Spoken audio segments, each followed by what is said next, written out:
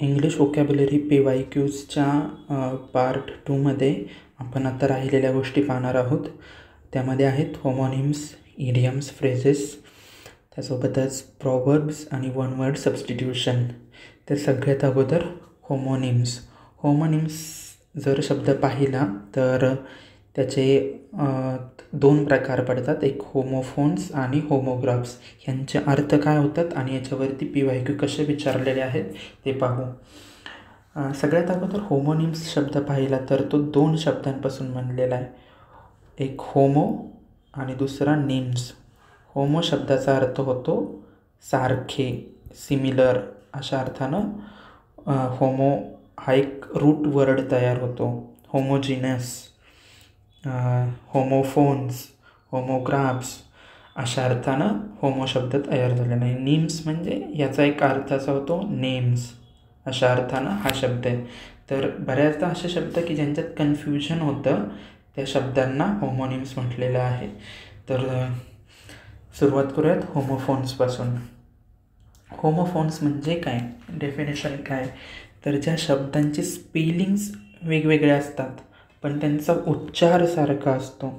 Phones म्हणजे sound, आणि homo म्हणजे सिमिलर किंवा सारख्या उच्चारांचे शब्द आणि ज्यांचे स्पेलिंग्स वेगळे आहेत त्यांना होमोफोन्स म्हणतात. आणि ऑफकोर्स स्पेलिंग वेगळे आहे म्हणजे शब्द वेगळा आहे, आणि शब्द वेगळे म्हणजे पण अर्थ वेगळे आहेत.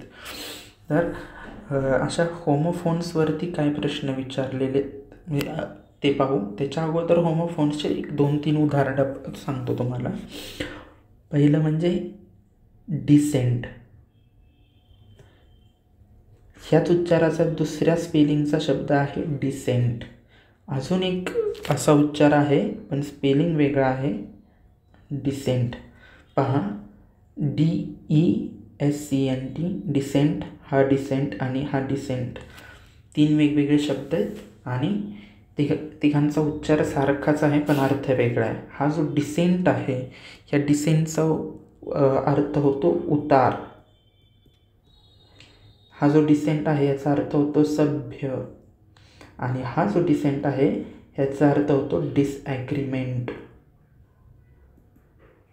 डिसॲग्रीमेंट म्हणजे एकमेकांसोबत असलेले मतभेद.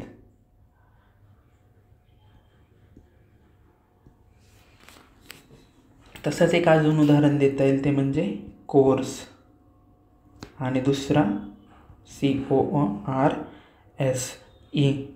असे 2 वेगवेगळ्या अर्थांचे शब्द आहेत. ह्या कोर्सचा अर्थ काय होतो, एक रूट किंवा डिरेक्शन,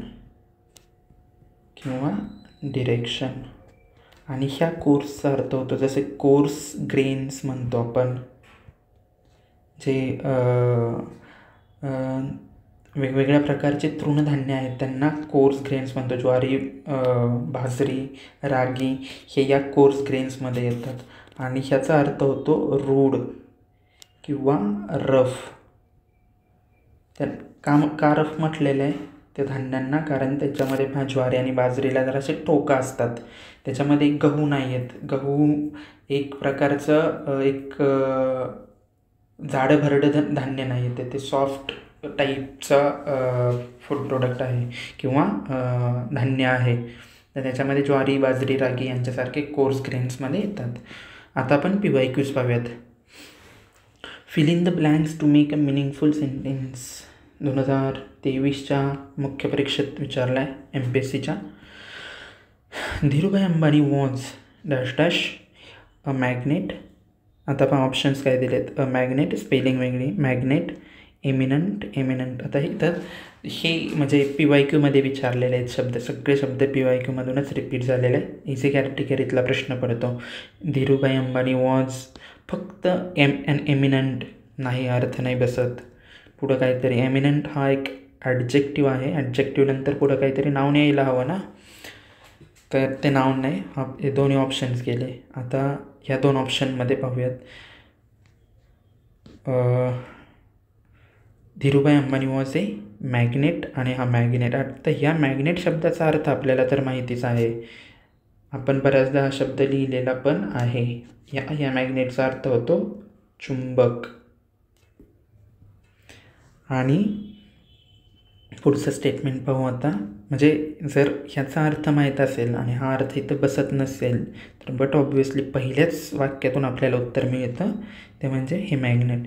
या मॅग्नेट शब्दाचा अर्थ होतो म्हणजे एकदम श्रीमंत उद्योजक असलेला किंवा उद्योगपती अशा अर्थानं हा शब्द वापरतात, उद्योगपती. स्पेलिंग पहा, फरक आहे. मॅग्नेट अशी स्पेलिंग आहे आणि या मॅग्नेटची स्पेलिंग वेगळी आहे. हा मॅग्नेट वर्सेस हा मॅग्नेट. त्यानंतर Bimal Roy was dash dash film maker. An eminent आणि ॲन इमिनंट उच्चारांच्यात पण फरक आहे, उच्चार समजून घ्या. Bimal Roy was an eminent, eminent आणि इमिनंट. तर हा जो एमिनंट आहे, ह्या एमिनंटचा अर्थ होतो की प्रख्यात किंवा उल्लेखनीय किंवा प्रसिद्ध अशा अर्थानं हा शब्द वापरला जातो. आणि हा जो इमिनंट आहे, स्पेशली इमिनंट डेंजरच्या कॉन्टेक्स्टमध्ये हा शब्द वापरला जातो. I was saved from an imminent danger. आता ह्या इमिनंटचा काय की जे एकदम असं येऊ घातलेलं आहे असा अर्थ होतो, एखादं संकट. तर म्हणजे जर शब्दशः अर्थ पाहिला तर त्याचा अर्थ होतो की आगामी येणारे संकट किंवा मृत्यू. आणि बऱ्याचदा डेंजर ह्या शब्दाचा ॲडजेक्टिव्ह म्हणूनच हा शब्द येतो. किंवा ॲन इमिनंट थ्रेट असं पण म्हणू शकतो, धोका, संभाव्य धोका अशा अर्थानं. पहिला प्रश्न आपण पाहिला आहे, पुढे जाऊयात.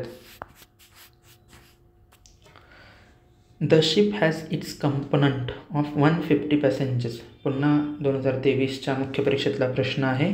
अंडरलाईन शब्दाचा आपल्याला अर्थ शोधायचा आहे. The ship has its component of 150 passenger, complement. Ship has its complement of 150 passengers. कॉम्प्लिमेंटमध्ये सपोर्ट, फुल अमाऊंट, सप्लिमेंट आणि बेस्ट विशेस. आता एका शब्दाचा अर्थ पाहू.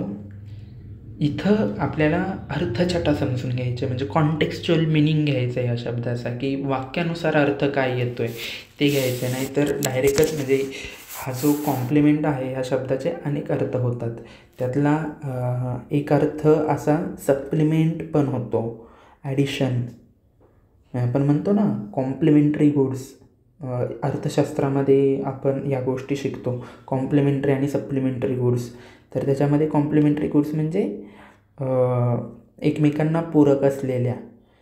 पण इथं तो अर्थ नाही होता. The ship has its complement of 150 passengers. तर योग्य अर्थ फुल अमाऊंट ऑफ 150 पॅसेंजर्स. म्हणजे तिची जी कपॅसिटी होती त्या जहाजाची तितकी फुल अमाऊंट, तितके कॉम्प्लिमेंट ऑफ 150 पॅसेंजर्स तिथं आहे अशा अर्थानं.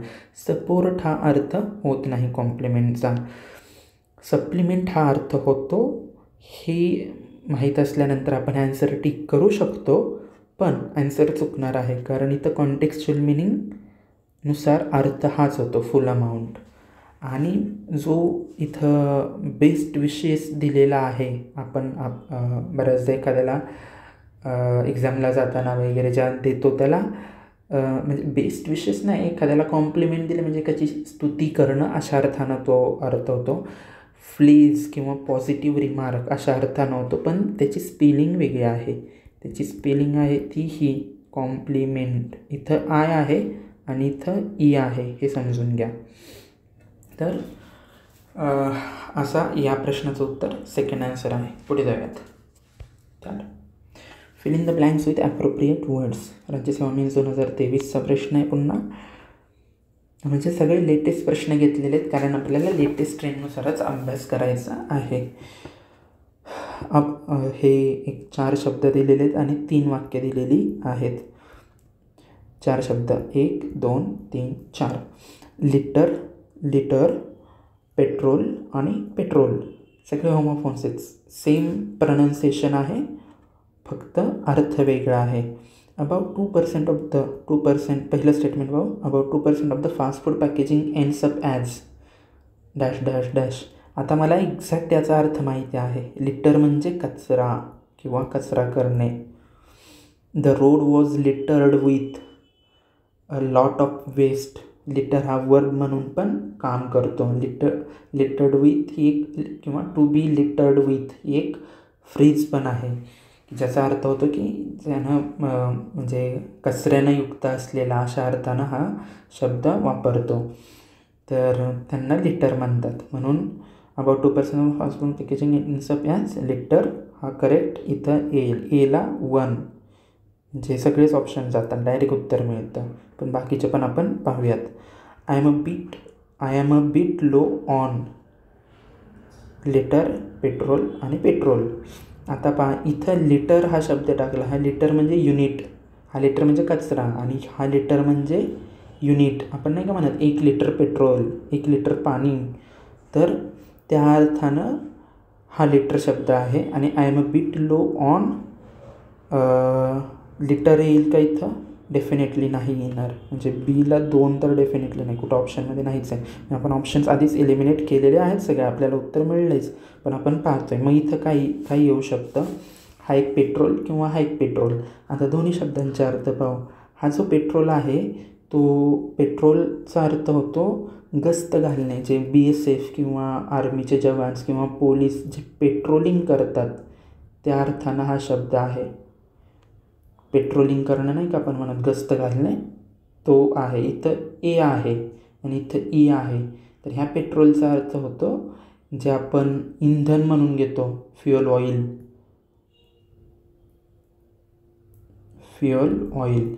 त्या अर्थानं तो आहे.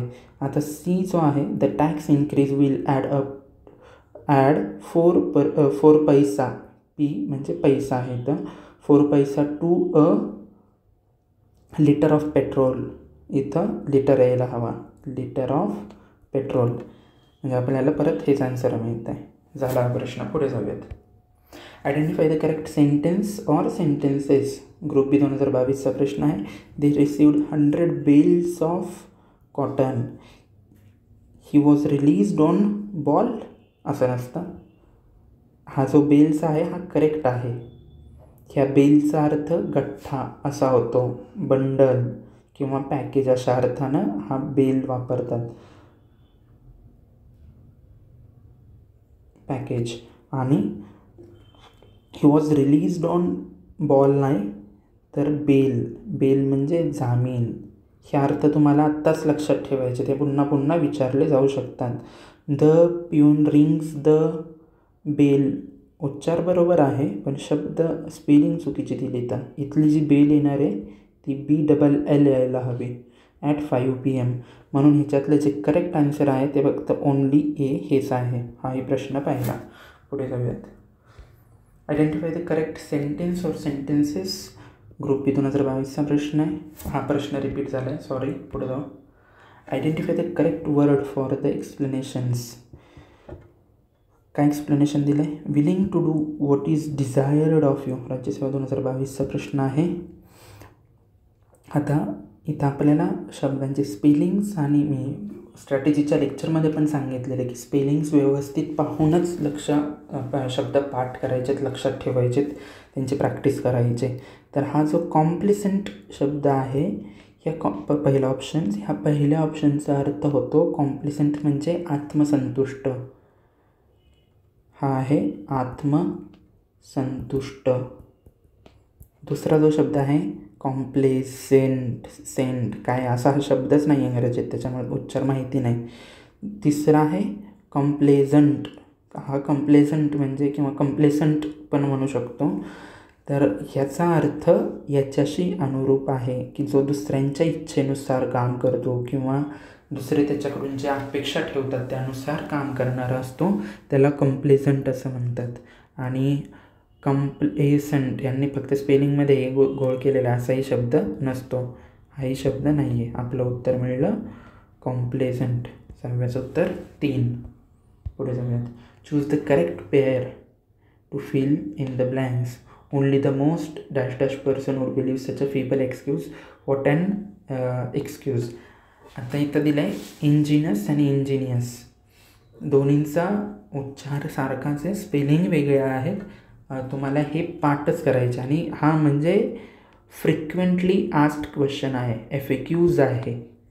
वेगवेगळ्या एक्झाममध्ये हा म्हणजे आयोगाचा आवडतीचा प्रश्न आहे, म्हणून याचा व्यवस्थित पाठच पाहिजे ही गोष्ट.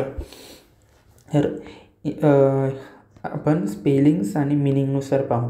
तर याच्यात अगोदरच सांगून देतो इकडे सेपरेटली. इंजेन्युअस याचा अर्थ होता भोळा, आणि इंजिनियस NIOUS इथं आय आहे आणि इथं यू आहे. हा फरक आहे दोघांच्यात, हे समजून घ्या. आणि हा जो इंजिनियस आहे त्याचा अर्थ होतो की म्हणजे हुशार असलेला, अशा अर्थानं हा शब्द आहे. स्पेलिंगमधला परत फरक सांगतो. आय आणि ई आहे, आय आणि ओ ह्या दोघांचा फरक आहे. इथं यू आहे आणि इथं आय आहे. तर ह्याचा जो अर्थ आहे तो कुशल किंवा हुशार. आणि आता वाक्यांनुसार जर अर्थ पाहायचा गेला तर only the most dash dash person would believe such a feeble excuse. Feeble म्हणजे एकदम कमकुवत असलेलं, अशा अर्थाचा एक्सक्यूज म्हणजे काहीतरी सबब दिलेली आहे. तर असा कोणता व्यक्ती लक्षात ठेवेल की जो भोळसर आहे तोच ना इंजेन्युअस. म्हणजे हे आन्सर असू शकतं, हे नसणारच आहे, हे पण नसणार आहे, आणि ऑप्शनच नाही आहे. तर आन्सर आपल्याला इथूनच मिळून जाते, कारण इथं आपल्याला हा तो शब्द मिळतो आहे. आता दुसरा, what and ingenious excuse. 770 ingenious म्हणजे एकदम हुशार पद्धतीचं दिलेलं. भोळसर एक्सक्यूज हा शब्द इथं बसणार नाही, भोळा व्यक्ती असतो, एक्सक्यूज नसता. तर एकदम हुशार, नवीन शोधून काढलेला असं सॉर्ट ऑफचा एक्सक्यूज किंवा सबब दिलेले आहे, त्या अर्थानं हा शब्द इथे बसतो. म्हणून उत्तर हे असायला हवं. चला, आता आपण हे थोडेफारच आपण आत्तापर्यंतचे प्रश्न पाहिलेले आहेत. आता आपण होमोग्राफ पाहू. तर होमोग्राफचे PYQs पाहण्या अगोदर होमोग्राफचा अर्थ काय होतो ते व्यवस्थित पाहू. तर होमो म्हणजे सेम, सिमिलर हे पाहिलेलं आहे. ग्राफ हा जो रूट वर्ड आहे त्याचा अर्थ होतो राईट किंवा लिखाण, लिहिणे, अशा अर्थानं तो शब्द वापरला जातो. तर होमोग्राफ्समध्ये स्पेलिंग्स सेम आहेत, पण त्यांचा उच्चार म्हणजे प्रोनाऊन्सिएशनची स्पेलिंग RNUNCITION प्रोनाऊन्सिएशन, आणि त्यांचा मिनिंग, ह्या दोन्ही गोष्टी वेगवेगळ्या असतात, सारख्या नसतात. इथं ते सेम आहेत. आणि आपण होमोफोन्समध्ये पाहिलेलं की आवाज सारखे आहेत, उच्चार सारखा आहे, स्पेलिंग्स वेगळे आहेत. इथं स्पेलिंग होमोग्राफमध्ये वेगळे आहे. इथं होमोग्राफमध्ये स्पेलिंग सेम आहे आणि होमोफोन्समध्ये स्पेलिंग्स वेगळे आहेत. आणि इथे प्रोनाऊन्सिएशन, उच्चार आणि अर्थ वेगळे आहेत. तर असे कोणत्या एखाद्या प्रश्नात म्हणजे शब्दांचं उदाहरण देता येईल का? तर ROW PYQच आहे पुन्हा. आता रोचा अर्थ काय होतो, एक तुम्हाला माहीतच आहे, तो म्हणजे रांग. स्टँड इन अ रो किंवा स्टँड इन अ क्यू. तर इथं जो रो शब्द आहे त्याचा उच्चार इथं रो होतोय, तर तो रांग, क्यूची स्पेलिंग आठवत नाही आहे, तर रांग अशा अर्थानं तो शब्द आहे. आणि दुसरा जो उच्चार होतो तो म्हणजे राव, हा एक उच्चार आहे. आणि राव म्हणजे टू क्वारल, एखाद्यासोबत भांडण करणे किंवा भांडण, नाऊन या अर्थानं पण हा शब्द वापरला जातो. दुसरा पण एक ह्याचा अर्थ होतो, तिसरा अर्थ होतो, त्याचा उच्चार रो असाच होतो आणि त्याचा मिनिंग होतो जे रोविंग करतो, बोटिंगसारखं जे असतं ना, दोन्ही हातांनी एखादी होडी ओलवत नेणे, त्याला रोविंग म्हणतात. त्या रोविंगमधला row, to row a boat, अशा अर्थानं पण तो शब्द वापरला जातो. म्हणजे अजून एक फेमस एक्झाम्पल म्हणजे लाईव्ह आणि लिव्ह. लाईव्ह म्हणजे क्रिकेटची लाईव्ह मॅच जी चालू आहे ती, अशी. आणि दुसरा लिव्ह म्हणजे जगणे अशा अर्थानं. He is living a good life, तो चांगलं आयुष्य जगत आहे अशा अर्थानं हा लिव्ह येतो. तर PYQ पाहूयात आता. Choose the option showing the correct meaning of the words underlined. Underline शब्दांचा 2022चा प्रश्न आहे. The road winds up the mountain. दुसरा आहे the campaign was winding down, he is still trying to get his wind back. आता इथं शब्द हे विंड ह्या शब्द सेम स्पेलिंग असलेला शब्द अनेक अर्थांनी इथं दिलेला आहे. तर इथं जो पहिला शब्द आहे तो ॲक्च्युली इथं अंडरलाईन पूर्ण असायला पाहिजे होती. इथं विंड्स अप असा नाही उच्चार याचा उच्चार होतो वाइंड्स अप द माउंटन. कारण टू वाइंड आणि विंड, वाऱ्याला विंड असं म्हटलं जातं आणि टू वाइंड म्हणजे जो नागमोडी असलेला रस्ता आहे ना त्याला वाइंड असं म्हणतात. आणि वाइंडअप हा जो वर्ब किंवा फ्रेझल वर्ब आहे त्याचा अर्थ होतो की एखाद्या क्रियेचा किंवा घटनेचा समाप्ती करणे. म्हणजे हा रोड कुठं वाइंडअप होतो आहे, माउंटनपाशी, अशा अर्थाचं हे वाक्य आहे. तर किंवा वळण घेतो आहे अशा अर्थानं. आता इथं ॲक्च्युली आयोगाकडून थोडीशी चूक झालेली आहे, ते सांगतो मी तुम्हाला पुढे. तर winds up the mountain, brings to close, twist. आणि तिसरा आहे ब्रीद.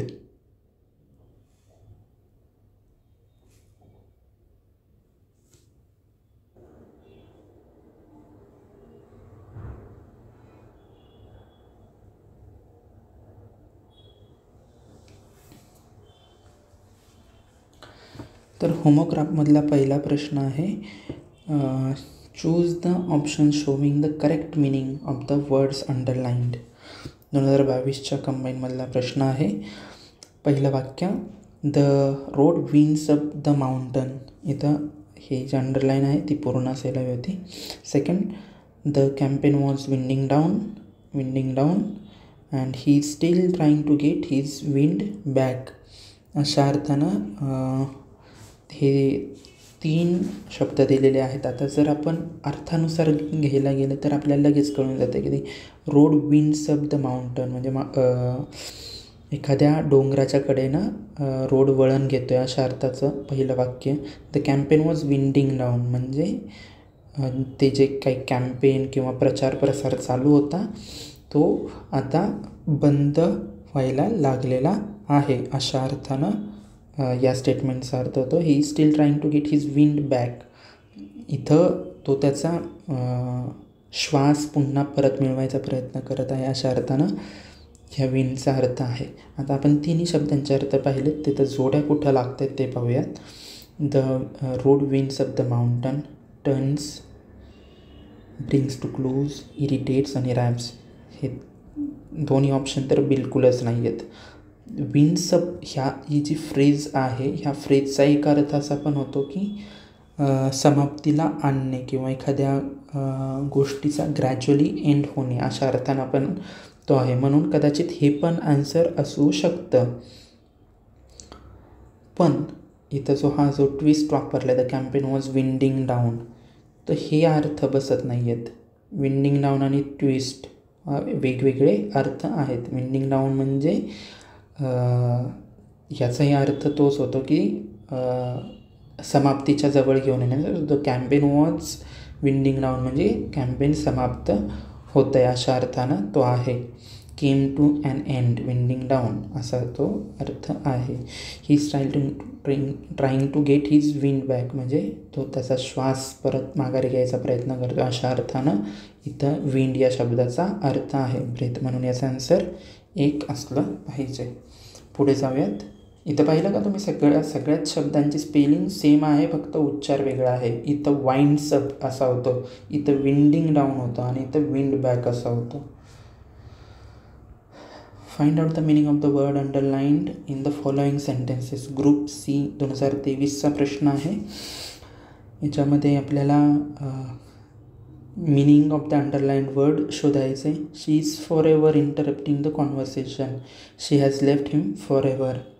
आता इथं वेगवेगळा अर्थ म्हणजे कॉन्टेक्स्टनुसार किंवा स्टेटमेंटनुसार अर्थ बदलतो आहे. She is forever interrupting the conversation म्हणजे ती पुन्हा पुन्हा त्याचं किंवा कोणतं जे काही कॉन्व्हर्सेशन चालू आहे ते इंटरप्ट करते म्हणजे डिस्टर्ब करते, थांबवते अशा अर्थानं. And she has left him for ever इथं कायमचंच सोडून गेले अशा अर्थानं हे स्टेटमेंट आहे. तर एमध्ये काय, she is forever interrupting the conversation previously नाही बसत, ऑप्शन गेला. She is forever interrupting officially नाही बसत, गेला. She is endlessly interrupting the conversation. हां, एंडलेसली म्हणजे इथंही तोच अर्थ आहे की पुन्हा पुन्हा सारखं सारखं अशा अर्थानं, न थांबता, अविरत. ही इज वर्किंग एंडलेसली म्हणजे अविरत न थांबता अशा अर्थानं हा शब्द इथं बसतो आहे म्हणजे ए तर करेक्ट बसतो आहे. She has left him forever. Forever म्हणजे कायमस्वरूपीचं आणि परमनंटली म्हणजे पण कायमस्वरूपीचंच, म्हणून हे दोन्ही शब्द करेक्ट आहेत. आन्सर आहे 3. इथं उच्चार पण दोघांचे सेमच आहेत आणि स्पेलिंगही सेम आहे, फक्त वाक्यानुसार अर्थ बदललेत. 3. Her bank fell down from her purse. The underline word in the above sentence above means combined B. 2021चा प्रश्न आहे. आता आपल्याला काय माहिती आहे, बँक म्हणजे की जिथं आपण पैसे ठेवतो अशा अर्थानंच नेहमी आपण तो अर्थ वापरतो. पण बँक शब्दाचं जर पाहायला गेलं तर ॲक्च्युली 3 वेगवेगळ्या अर्थ होतात. पहिला म्हणजे bank as a financial institution. दुसरा अर्थ होतो बँक म्हणजे नदीचा किनारा. नदीचा किनारा अशा अर्थानं पण हा शब्द वापरला जातो. For example, Nashik is a city which is situated on the bank of Godavari river अशा अर्थानं. म्हणजे इथं बँक हा शब्द वापरला. बँक म्हणजे नदीचा किनारा, समुद्राच्या किनाऱ्याला नाही म्हणत बँक, समुद्राच्या किनाऱ्याला कोस्ट लाईन अशा अर्थाचा शब्द आहे किंवा कोस्ट हा शब्द आहे. आणि त्या बँकमध्ये तिसरा जो अर्थ होतो तो म्हणजे रो ऑफ केज. जो चाव्यांचा जुडगा किंवा चाव्यांचा गुच्छ असतो त्याला ही बँक म्हणतात. आता इथं जो अर्थ निघणार आहे या वाक्यामध्ये, her bank fell down from her purse. आता तिच्या पर्समधून एखादी फायनान्शियल इन्स्टिट्यूशन पडणार आहे का किंवा नदीचा किनारा पडणार आहे का, तर ऑब्व्हियसली हे दोन्ही नाहीत. पडणार आहे तर चाव्यांचा जुडगाच पडणार आहे. म्हणून इथं त्याचं जे उत्तर आहे ते डी आहे, ओन्ली डी. 1 झाले. 3रा प्रश्न झाला. 4था प्रश्न पाहूयात. Identify the sentences with same pronunciation of word row. पहा, PYQ 2017चा PYQ आहे. रो शब्दाचे सेम प्रोनाऊन्सिएशन असलेले वाक्य शोधा. He is always having rows. आता इथं विथ हिज वाईफ, इथं राऊज असं प्रोनाऊन्सिएशन यायला हवं, विथ हिज वाईफ. कारण बायकोसोबत रांग नसणार आहे, बायकोसोबत भांडण तंटच असणार आहे. तर इथं राव हा प्रोनाऊन्सिएशन होणार आहे. She won the competition 3 times in a row. In a row म्हणजे सलग अशा अर्थानं तो 3 टाइम्स इन अ रो म्हणजे विदाऊट ब्रेक, म्हणजे हॅट्रिक केली थोडक्यात तिनं अशा अर्थानं हा इथं आहे. आणि असं इथं प्रोनाऊन्सिएशन रो असंच आहे. ही रोड अस ॲक्रॉस द लेक. आता पहा, इथं बी आणि सी ह्या 2 शब्दांचा उच्चार सेम आहे. इथं पण रो आहे, इथंही रोच आहे. ही रोडस आणि इथं काय आहे, राव. म्हणजे ही MPSCची एक्सपेक्टेशन काय आहे तुमच्याकडून की तुम्हाला एका शब्दाचे फक्त स्पेलिंग्स नाही तर तुमचे उच्चार पण माहीत असले पाहिजेत. आणि हे PYQ जर तुम्ही व्यवस्थित केले ना, मीन्स किती हार्डली एक 50-60 प्रश्न असतील असे की शब्द असतील की जे वेगवेगळ्या प्रकारे MPSC विचारतात, त्याच्या बाहेर जातच नाहीत. 1 किंवा 2च प्रश्न येणार आहेत होमोग्राफवरती, तेवढेच प्रश्न करायचे. तेवढे प्रश्न केले तर शुअर शॉट 2 मार्क्स तुम्हाला येणारच आहेत. म्हणून याचा आन्सर आहे 3. तर याचे तिन्ही उच्चार पण आणि तिन्ही अर्थ पण माहीत असायला हवेत आणि मी ते ऑलरेडी सांगितलेले आहेत. रो, रो आणि राव. चला पुढे. Choose the word from the given options that can be use with different meaning in both the blank spaces below. म्हणजे असा शब्द निवडायचा की जो खाली दिलेले जे ब्लँक स्पेसेस आहेत त्याच्यामध्ये वेगवेगळ्या अर्थाने वापरता येईल. एकच शब्द शोधायचा. The entire covey of birds dash dash upon one single tree आणि on seeing his daughter his face dash dash up. आता हा जो प्रश्न आहे त्याच्यात त्यांनी ऑप्शन्स काय काय दिलेले आहेत ते पहा की लीट आहे, सॅट आहे, शोन आहे आणि लँडेड आहे. तर ह्याच्यातलं जे आन्सर यायला हवं ते पहा. म्हणजे इथं तुम्हाला वेगवेगळ्या प्रश्नांच्या शब्दांचे अर्थ माहीत असणं अपेक्षित आहेत. पहिलं म्हणजे लीट. लीट शब्दाचा अर्थ होतो की असं उजळून येणे. आपण आपल्या आवडत्या व्यक्तीला पाहिल्यानंतर चेहरा उजळून येतो ना, तेव्हा आपण असं म्हणतो की his face lit upon seeing her or his girlfriend or her boyfriend किंवा his father or her mother अशा अर्थानं. तर on seeing his daughter, his म्हणजे फादर्स फेस लिट अप. आणि ह्या लीट शब्दाचा अजून एक अर्थ होतो म्हणजे एखाद्या ठिकाणी बसणे.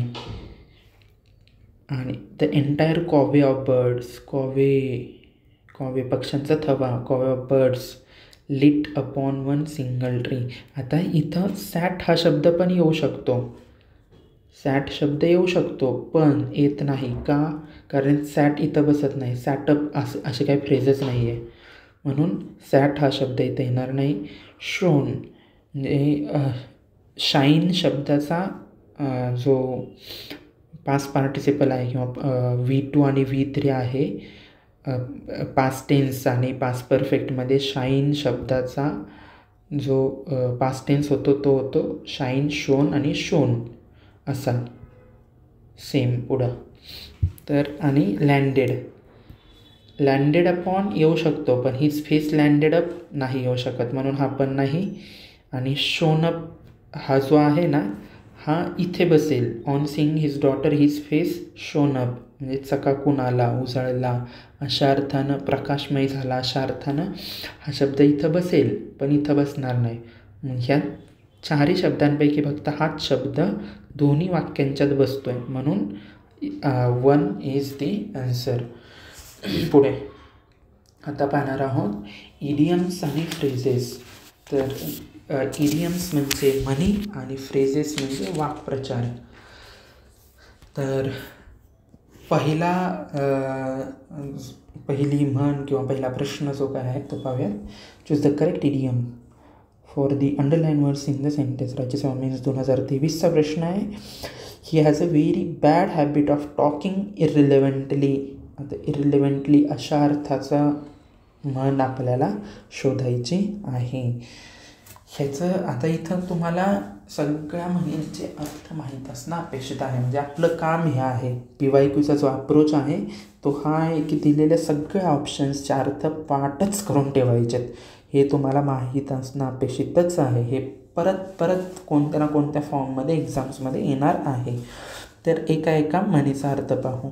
टू बर्न वन्स बोर्ड्स किंवा टू बर्न वन्स ब्रिज असं पण अशा अर्थानं दोन्ही म्हणींचा एकच अर्थ होतो आणि तो अर्थ आहे की परतीचे सगळे मार्ग बंद करणे, माघार घेणे अशक्य करणे. आपण नाही का म्हणत सिंहगडावरती जेव्हा गड काबीज करायचा होता तेव्हा सूर्याजी मालुसरे यांनी परतीचे दोर कापून टाकले. आपली मराठीत ती म्हण तयार झाली कारण परत येण्याचे सगळे मार्गच बंद केले. तर ते ब्रिटिश लोक बोटीतून प्रवास करायचे ना, मग एखाद्या ठिकाणी गेले आणि त्यांनी बोट जाळूनच टाकली तर त्यांचा परत येण्याचा मार्ग बंद झाला. किंवा त्यांच्याकडे नद्या जास्त आहेत तर त्या नद्यांवरती ब्रिज बांधलेत आणि तो ब्रिजच जाळून टाकला की जे युद्धामध्ये करायचे. तर ते केलं म्हणजे परतीचा मार्ग बंद केला. म्हणून याचा अर्थ तुम्हाला कळला की परतीचे मार्ग बंद करणे. म्हणून इथं हे आन्सर येणार नाही. To burn candle at both ends, दोन्हीकडून एक कॅन्डल मेणबत्तीला जाळणं. तर याचा अर्थ होतो की अहोरात्र मेहनत करणे ह्या म्हणीचा. हे माहीतच असायला हवं आणि शब्दांनुसार कळून पण जातं. अहोरात्र मेहनत करणे म्हणजे खूप कष्ट उपासणे अशा अर्थानं ही म्हण आहे. म्हणून हे पण आन्सर नाही. To bell the cat, to bell the cat म्हणजे काय, असं एकदम जोखमीचं हाय रिस्क काम आहे ना, ते काम करताना ह्या म्हणीचा वापर केला जातो. की समजा एक खूप खोल दरी आहे आणि त्या खोल दरीतून पलीकडे जाण्यासाठी फक्त निमुळता ब्रिज आहे, त्याच्यावरूनही चालत जायचं आहे, परत त्याच्यावरती पकडायलाही काहीच नाही आहे. तर मग अशा कॉन्टेक्स्टमध्ये तुम्ही काय म्हणाल की there is no one to bell the cat to get across this valley, अशा अर्थाचं एक वाक्य तयार करू शकता. म्हणजे लगेच सुचलेलं हे वाक्य होतं. तर धोकादायक किंवा जोखमीचं काम हाती घेणं अशा अर्थानं ही म्हण वापरतात. आणि या तिन्ही म्हणींचे तुम्हाला अर्थ पाठच पाहिजेत. टू बेल द कॅट म्हणजे रिस्की काम किंवा डेंजरस काम एखादं हाती घेणं, त्याला टू बेल द कॅट असं म्हणतात. To beat around the bush किंवा अबाउट द बुश, ह्याचा जो अर्थ आहे तो हा आहे. Talking irrelevantly. बऱ्याचदा मी जे UPSCच्या इंटरव्ह्यूमध्ये बोलत होतो तेव्हा फीडबॅक जो मिळत होता, अविनाश धर्माधिकारी सर यांनी जो मला फीडबॅक दिला होता, तो पॉझिटिव्ह फीडबॅक होता, चांगलाच होता ऑफकोर्स इंटरव्ह्यू. तर त्याच्यामध्ये सरांनी ही फ्रेज वापरलेली मला आठवते की मला म्हणे, Mayur you are not beating around the bush, you are directly hitting the point. तर अशा अर्थानं हे स्टेटमेंट वापरता येतं.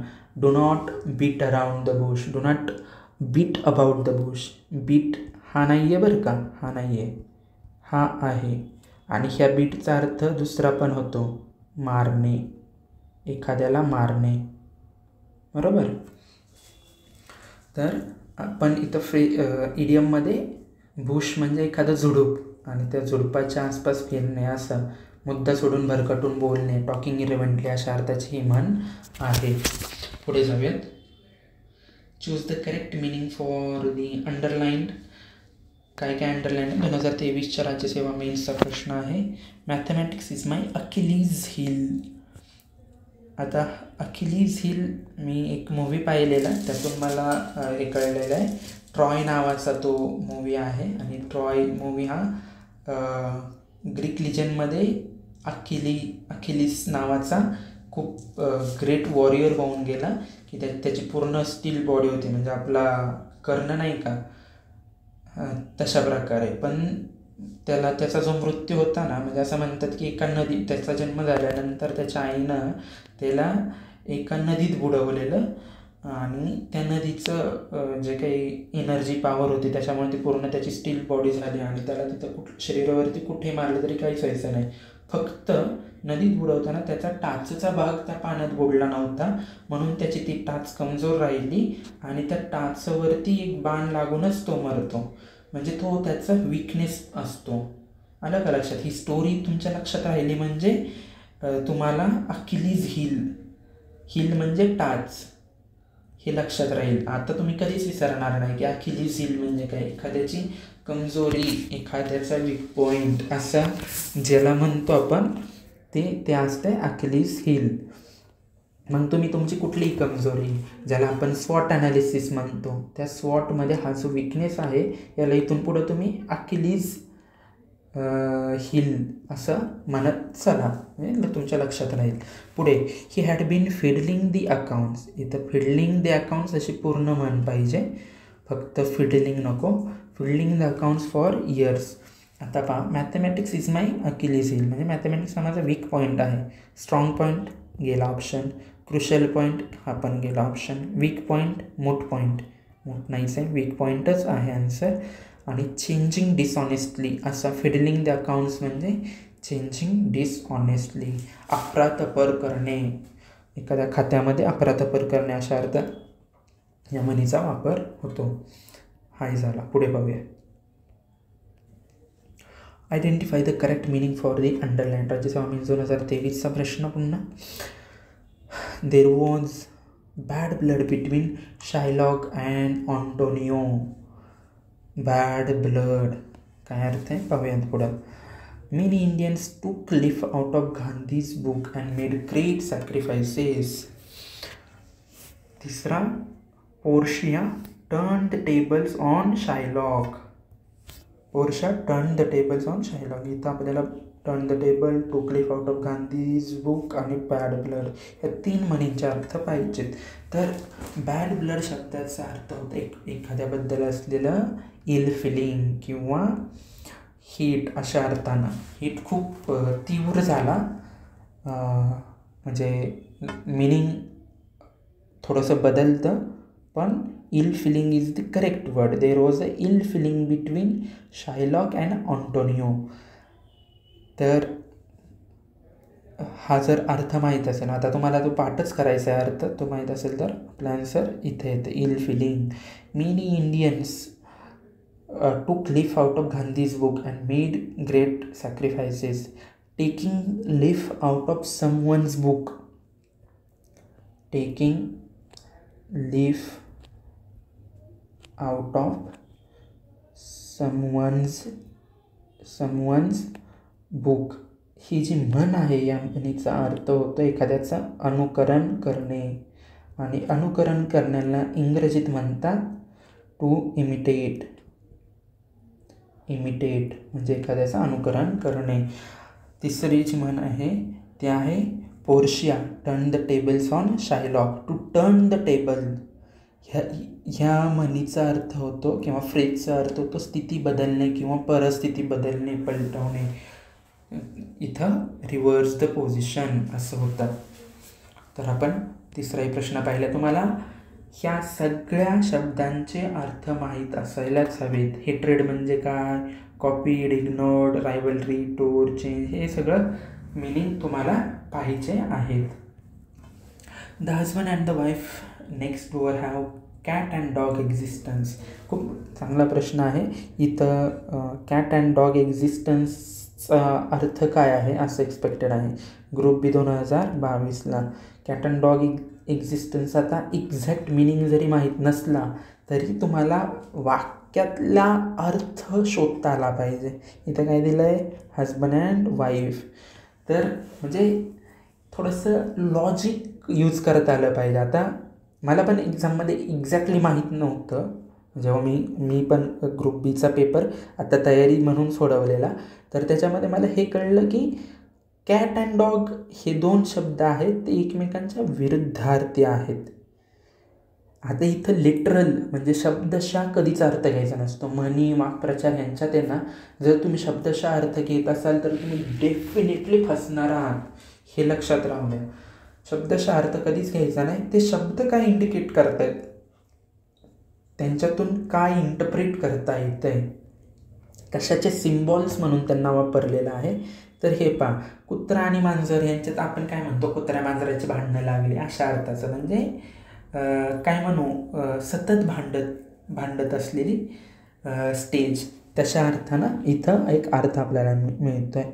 ऑप्शन्स पाहू. Animal existence. The cat and dog एक्झिस्टन्सचा अर्थ होईल की ॲनिमल एक्झिस्टन्स. जर तुम्ही इतके स्ट्रेट फॉरवर्ड उत्तर लिहित असाल ना MPSCमध्ये कधीच पास होणार नाही. इतकं स्ट्रेट फॉरवर्ड उत्तर नाही आहे, नसतं आहे. म्हणींच्या बाबतीत बरं का, मी खूप कॉन्टेक्स्ट स्पेसिफिक बोलतो आहे. दुसरीकडे असू शकतं. म्हणी आणि वाक्प्रचारांच्यात अर्थ बदलतो. तर इथं अर्थ काय बदलतो ते पाहूयात. ॲनिमल एक्झिस्टन्स डेफिनेटली उत्तर नाही आहे. Uncultured life, cat and dog existence.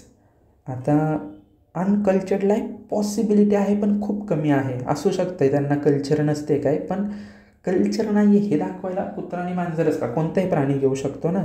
कुत्रा आणि मांजरच घेतले म्हणजे ते काहीतरी ते सारखे भांडत असतात म्हणून घेतलेलं, किंवा एकमेकांच्या विरोधात असतात म्हणून. तर त्याचं उत्तर अनकल्चर्ड लाईफ नाही तर परपेच्युअल क्वारेलिंग. क्वारल शब्दाचा अर्थ माहीत पाहिजे, परपेच्युअल शब्दाचा अर्थ माहीत पाहिजे. क्वारलिंग म्हणजे भांडण आणि परपेच्युअल म्हणजे कायमस्वरूपीचा अशा अर्थानं तो शब्द येतो. पेरेनियल म्हणजे वर्षभर चालत असलेला, अप टू इन्फिनिटी अशा अर्थाचा तो शब्द आहे परपेच्युअल, सतत असा. तर ॲज आन्सर हेच आहे, निग्लेजिबल एक्झिस्टन्स असं काहीच नसतं. पुढे जाऊयात. She cast aside all shame and eloped with her boyfriend. 2022 combine बीचा प्रश्न आहे. आता ह्याच्यात कास्ट असाइड ह्या इडियमचा त्यांनी अर्थ विचारलेला आहे. टू कास्ट असाइड म्हणजे काय? आता असाइड म्हणजे तर तुम्हाला माहीत आहे बाजूला, आणि कास्ट हा जो शब्द आहे, सॉरी इथं ई नाही आहे बरं का, ई लागल्यानंतर जात असं तयार होतो, म्हणजे होमोफोन्सचं उदाहरण तयार होतं आहे पाहे होमोफोन्समध्ये. आणि ह्या कास्टचा अर्थ होतो की करणे अशा अर्थानं. टू कास्ट ए वोट, मतदान करण्याला कास्टिंग वोट असं म्हणतात.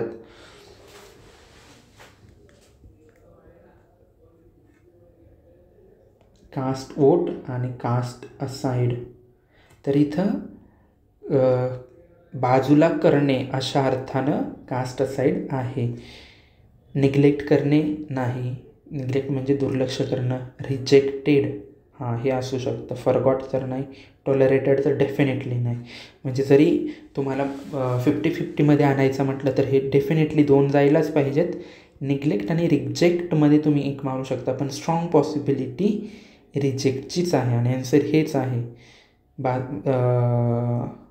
दूर केलेले आहेत, नाकारलेले आहेत. काय नाकारलेलं आहे? All shame and eloped with. ही पण एक फ्रेज आहे, टू इलोप विथ, जिच्यासोबत पळून जाणे अशा अर्थानं ही म्हण वापरतात. गावाकडे एखादं उदाहरण झालं असेल ना, तर हे असं लक्षात ठेवा. आमच्या गावाकडं झालेलं हे उदाहरण, म्हणजे पोरी पळून जातात, पोरींना पळून नेतात, तर ते आपल्याला त्या उदाहरणांच्या आधारे ही म्हण लक्षात ठेवता येईल. पुढे, choose the idiom that means to reveal a secret or confidential information. हां, तर इथं पण तुम्हाला एक्झॅक्ट अर्थ माहीतच पाहिजे, म्हणून पाठांतर महत्त्वाचं आहे.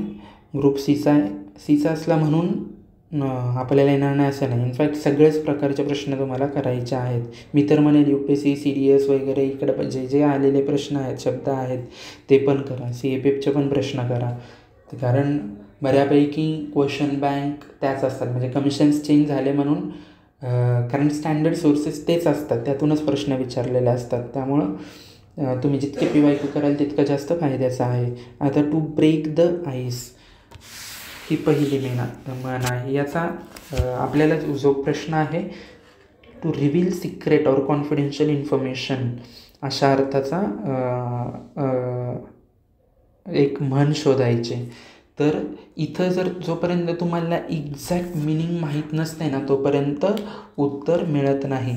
आता टू ब्रेक द आईस ह्याचा अर्थ काय होतो? म्हणजे अशी एखादी परिस्थिती होते की जिथं खूप ताणतणाव झालेला असतो, संभाषणामध्ये कटुता आलेली असते, टेन्शन क्रिएट झालेलं असतं. अशा वेळी काय आपण ही म्हण वापरू शकतो. Now who will break the ice, ह्या तणावाच्या परिस्थितीतून कोण बाहेर काढेल किंवा संभाषण कोण चांगलं सुरू करेल, कोण बोलायला सुरुवात करेल, अशा अर्थाचा ही म्हण वापरली जाते. Break the ice. एखाद्या कठीण कॉन्व्हर्सेशन, संभाषण किंवा परिस्थिती, अस्वस्थ स्थिती यातून बाहेर काढण्यासाठीचं जे बोलण्याला सुरुवात केली जाते, त्या सुरुवातीला ब्रेकिंग द आईस म्हणतात. ठीक आहे. Late the cat out of the bag. Bag आहे, त्या बॅगमधून मांजराला बाहेर काढायचं आहे. ठीक आहे. म्हणजे तुम्ही मांजर बॅगमध्ये लपवून ठेवलेलं आहे. तुम्ही काय करता? सिक्रेट्स लपवून ठेवता ना, किंवा कॉन्फिडेन्शियल माहिती लपवून ठेवता, तर ती रिव्हील करणे. रिव्हील म्हणजे बाहेर काढणे, बरोबर. तर ह्याचा एक्झॅक्ट मिनिंग याच्यासोबत लागतोय, to let the cat out of the bag. आता पुढे पाहूयात, to bite the bullet. Bite the bullet म्हणजे काय, आपण नाही का म्हणत मूग गिळणे वगैरे, कडवटपणा सहन करणे अशा अर्थानं. इच्छा नसताना पण काही तुमच्यापुढं पर्यायच नाही म्हणून you are biting the bullet अशा अर्थानं ही म्हण आहे, टू बाईट द बुलेट. आणि चौथी म्हण काय, hit the nail on the head. Hit the nail on the head म्हणजे योग्य वेळी योग्य गोष्ट करणे किंवा अचूक वेळी एकदम अचूक शब्द बोलणे असं. एखाद्याचा तो प्रेझेन्स ऑफ माइंड ज्याला म्हणतो आपण, तो खूप चांगला असतो. तो प्रेझेन्स ऑफ माइंड म्हणजे योग्य वेळी योग्यच शब्द ते बोलायचं, तेवढंच नेमकं तेच बोलायचं. त्याला म्हणतात hitting the nail on the head, डोक्यावरती खिळा मारणे अशा अर्थानं. पण त्याचा ॲक्च्युअल मिनिंग हा आहे. तर जो 6वा प्रश्न आहे तो उत्तर आपल्याला माहिती आहे की हे दुसरं उत्तर आहे. आणि बायटिंग द बुलेट म्हणजे एखादी कडवट गोष्ट सहन करणे, कारण पर्याय नाही म्हणून सहन करणे. आणि hitting the nail on the head म्हणजे योग्य वेळी योग्य गोष्ट करणे किंवा बोलणे, त्याला hitting the nail on the head असं म्हणतात. पुढे जाऊया. Choose the nearest meaning of the underline word. सगळ्यात जवळचा अर्थ शोधायचा आहे. 2020च्या कंबाईंड बीचा एक पेपर आहे.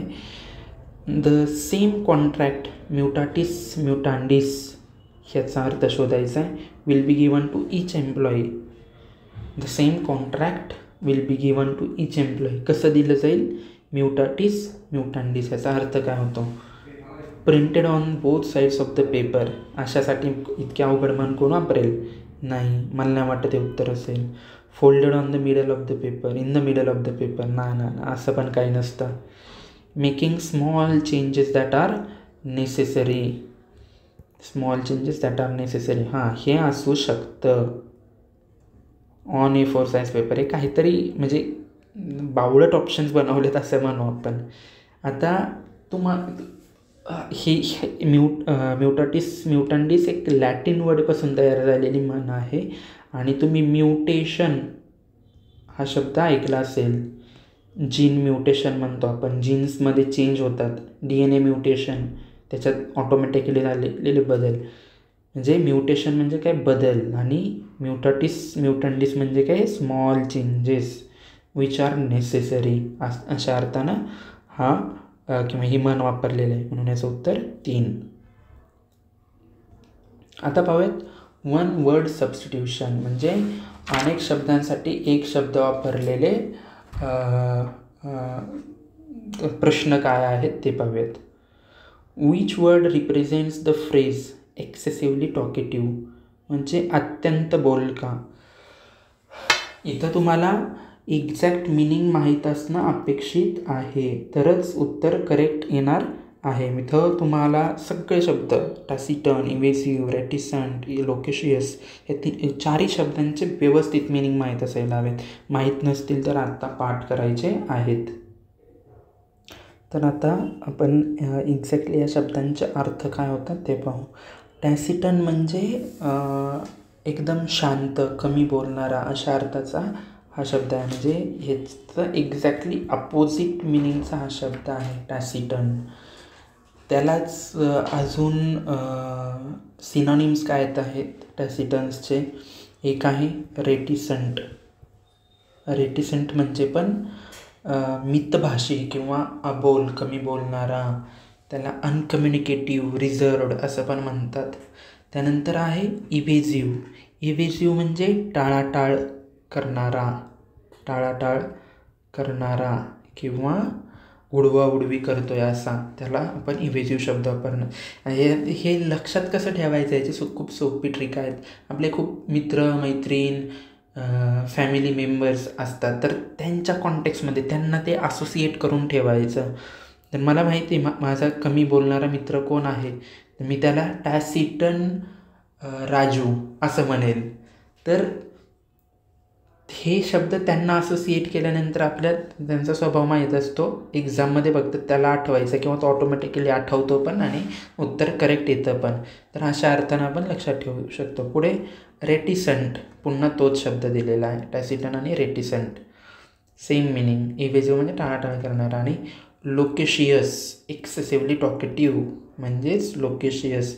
आपण शाळेमध्ये असताना वक्तृत्व स्पर्धा करतो, त्यांना इंग्रजीत काय म्हणतात? इलोक्युशन कॉम्पिटिशन, इलोक्युशन. तर त्याच अर्थानं लोकेशियस आणि इलोक्युशन जरासं सिमिलर आहे. तर त्या शब्दावरून आपल्याला हे उत्तर मिळतं, लोकेशियस. ठीक आहे, पुढे जाऊयात. Which one of the following explains the meaning of the word bibliophile? Bibliophile शब्दाचा अर्थ कोण एक्सप्लेन करतं आहे? आता बिब्लिओग्राफी म्हणजे तुम्ही एखादं इंग्रजी रेफरन्स बुक कधी वापरलं किंवा पाहिलं किंवा रिसर्च पेपर पाहिला तर त्याच्या खाली ना बिब्लिओग्राफी असते, म्हणजे त्यांची लिस्ट, संदर्भ पुस्तकांची लिस्ट, त्याला बिब्लिओग्राफी म्हणतात. इथे तो शब्द पण दिलेला bibliography. One who is an expert in preparing bibliography. पण हे उत्तर नाही आहे. बिब्लिओफाईल. आता फाईल म्हणजे काय? एखाद्याची आवड असलेला, एखाद्या गोष्टीची आवड असलेला. आणि बिब्लिओ म्हणजे बुक आणि फाईल म्हणजे आवड असलेला, अशा अर्थाचा तो शब्द. मग इथं काय येईल? One who is great collector of stamps? नाही. One who is a great lover of books? Yes. B is answer, म्हणजे बी ओनली म्हणून चौथा ॲन्सर आहे. इथं बी आणि सी पण दिलं आहे, म्हणजे आपल्याला परत सी पण बघावं लागलं. One who is an expert in preparing bibliography? नाही, हे नाही. त्याला बिब्लिओग्राफर म्हणतात. ई आर लागतो, वाय जातो आणि ई आर लागतो, बिब्लिओग्राफर. म्हणून हे पण नाही. उत्तर आहे 4. तर म्हणजे जे शब्दांची फोड करून अर्थ मिळवणं असं तुम्हाला सांगत होतो ना, तर ते असं रूट्स, त्यांचे प्रिफिक्स आणि सफिक्स. प्रिफिक्स मागं लागतो, सफिक्स पुढं लागतो. तर हे जर तुम्ही केलं तर तुम्हाला शब्द पाठांतर करणं खूप सोपं होईल. अवघड शब्द पण इझिली पाठ होतील. म्हणून हे लक्षात ठेवा. फाईल म्हणजे पुन्हा बऱ्याचदा हा शब्द येणार आहे, कुठं ना कुठं हा PHILE अर्थाने येणार आहे. पुढचा प्रश्न घेऊयात. अ थरोली इग्नोरंट पर्सन, याचा उच्चार पहा, थरोली. आणि ही स्पेलिंग पण लक्षात ठेवा, ROGHLY आहे, थरोली. आणि थोरो म्हणजे असं एकदम संपूर्णरित्या असा अर्थ होतो त्याचा. इग्नोरंट पर्सन 2023च्या डिपार्टमेंटलमध्ये. Which of the following words explains the above meaning? Literate, inhuman, countryside fellow, ignoramus. तर ह्याच्यात एक्झॅक्टली अपोजिट मिनिंग असलेला वर्ड आहे लिटरेट, म्हणजे एकमेकांचे विरुद्धार्थी शब्द आहेत. इनह्युमन म्हणजे अमानवीय, अर्थ बसत नाही. कंट्रीसाईड फेलो म्हणजे गावाकडचा एखादा माणूस. हा जरासा निगेटिव्ह अर्थानं हा शब्द वापरला जातो. कंट्रीसाईड फेलो म्हणजे निगेटिव्ह कॉनोटेशन आहे. आणि इग्नोरॅमस म्हणजे अज्ञानी माणूस, अडाणी माणूस, हा एक्झॅक्ट याचं मिनिंग आहे. तर डी ओनली ऑप्शन कुठं आहे? 4मध्ये, म्हणून हे उत्तर. पुढे जाऊयात. Choose the best alternative to describe the type of person in the given sentence. 2022च्या राज्यसभेतला प्रश्न आहे. He fears of being in public places where there are many other people. आता ह्या वाक्याचा अर्थ ज्याच्यात येईल असा एक शब्द शोधायचा आहे. वन वर्ड सबस्टिट्यूट करायचं आहे अशासाठी.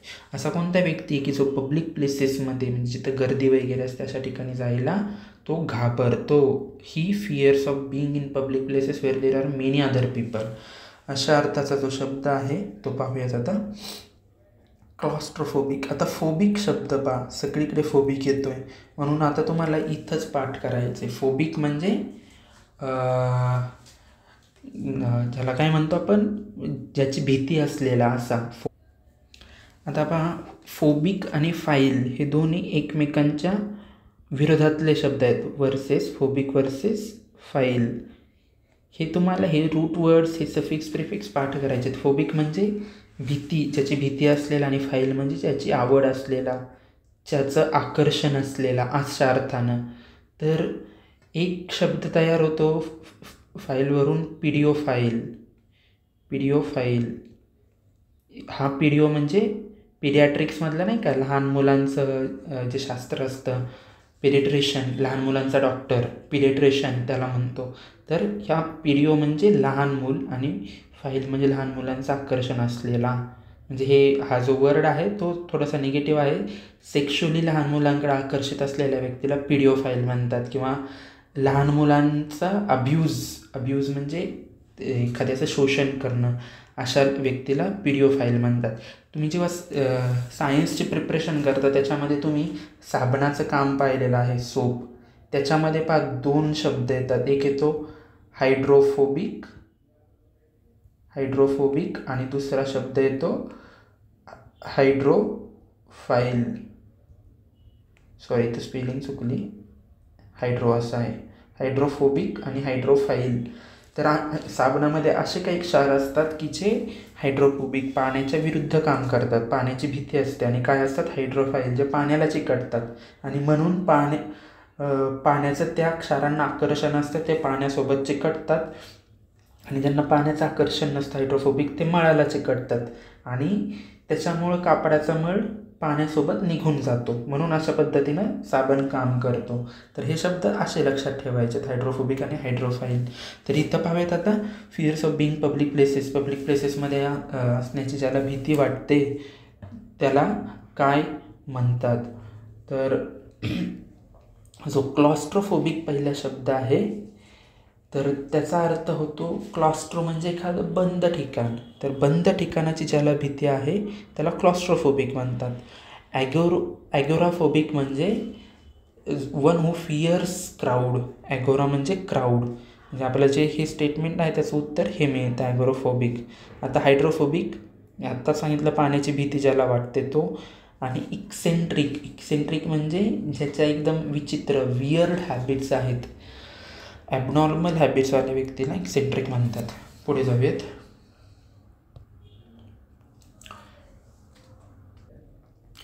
तर 5व्या प्रश्नात जो कंबाईन सीला विचारलेला जोड्या लावायच्यात. तर ह्या प्रश्न एकदम सोप्या कॅटेगरीतला प्रश्न आहे. सगळ्या शब्दांचे तुम्हाला अर्थ माहीत असायला पाहिजे असा आहे. One who tries to avoid रिॲलिटीपासून दूर पळणारा, त्याला म्हणतात इस्केपिस्ट. टू इस्केप म्हणजे सुटका करून घेणे, ज्यापासून सुटका करून घेणे, ज्यापासून पळून जाणे, त्या अर्थाने इस्केप शब्द वापरतात.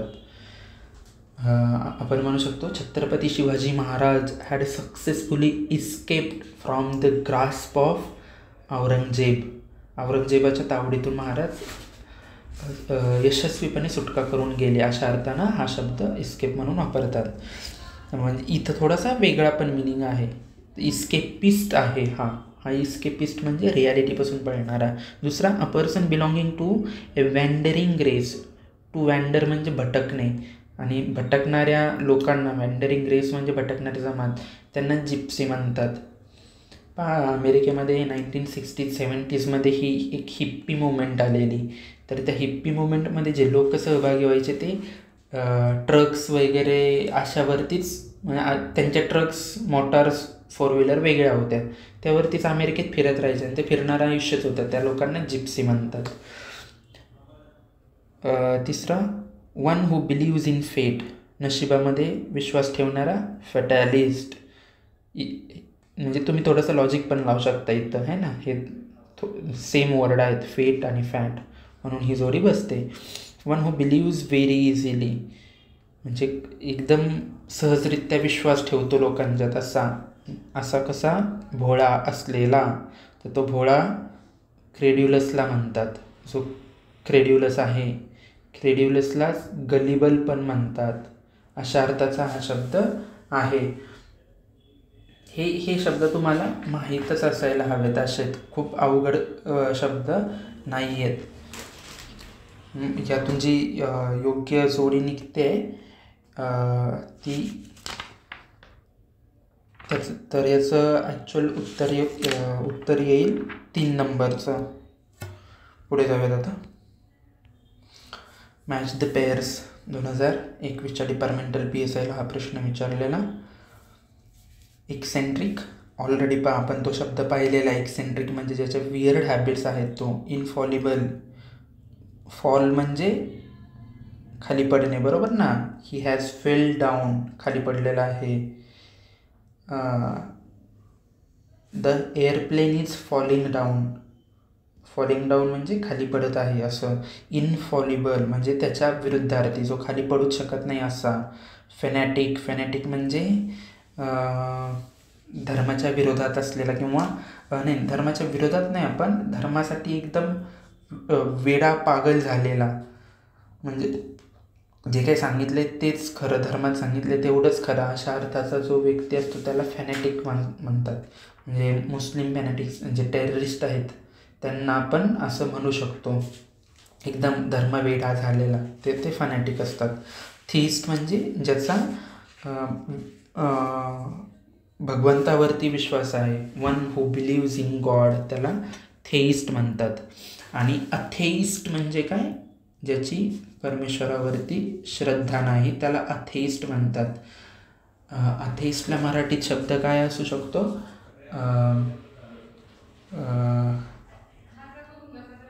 रिकॉल होत नाही एक्झॅक्ट शब्द काय मराठीमध्ये.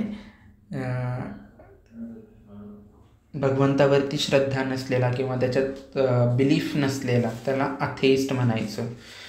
तर एक्सेंट्रिक म्हणजे person, a man of strange habits.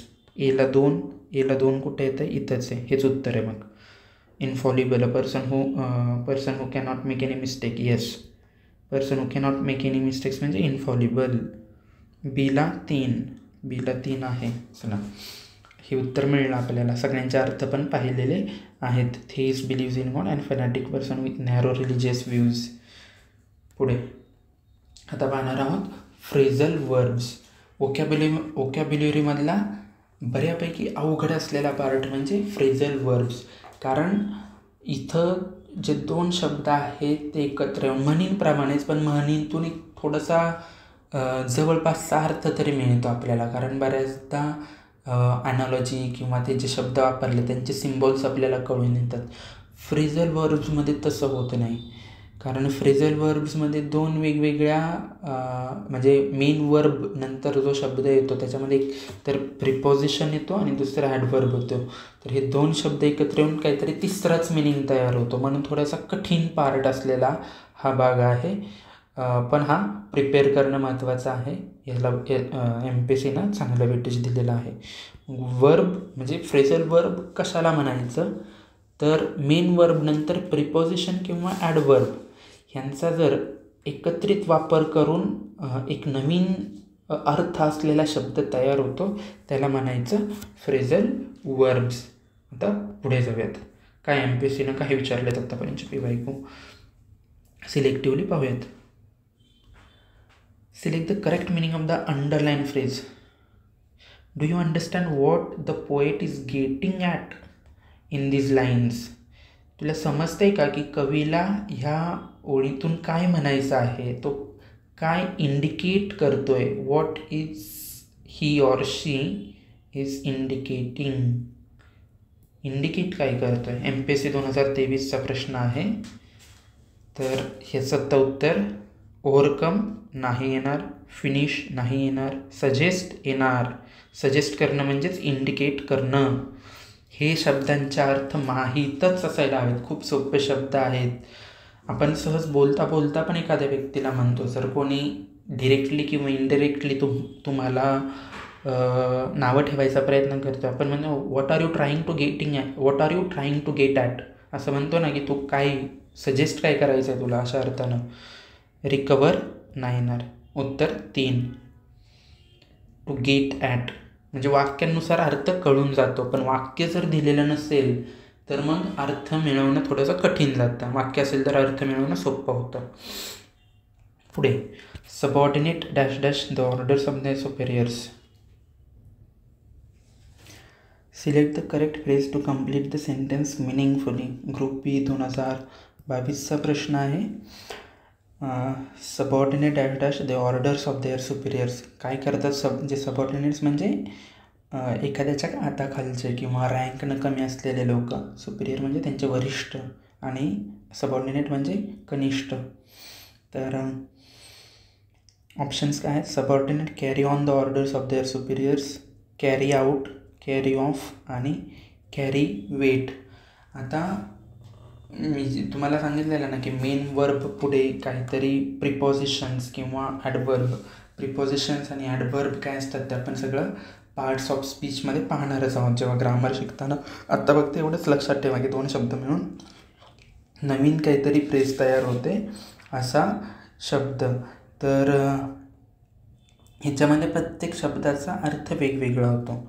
Carry on म्हणजे सुरू ठेवणे किंवा चालू ठेवणे अशा अर्थानं ही म्हण वापरली जाते, सुरू ठेवणे, कॅरी ऑन. कॅरी आउट म्हणजे काय? अंमलबजावणी करणे किंवा अंमलात आणणे. बऱ्याचदा आता आपण म्हणजे तुम्ही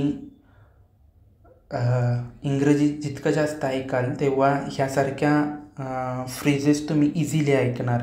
कॅरी ऑन म्हणजे एखादा अभ्यास करत असेल, गप्पा मारत असेल, गप्पा मारताना तुम्ही मध्येच इंक्लूड केलं, 1-2 शब्द बोलला आणि परत जाताना त्यांना म्हणताय गाईज कॅरी ऑन किंवा तुमचं काम चालू द्या, सुरू ठेवा अशा अर्थानं.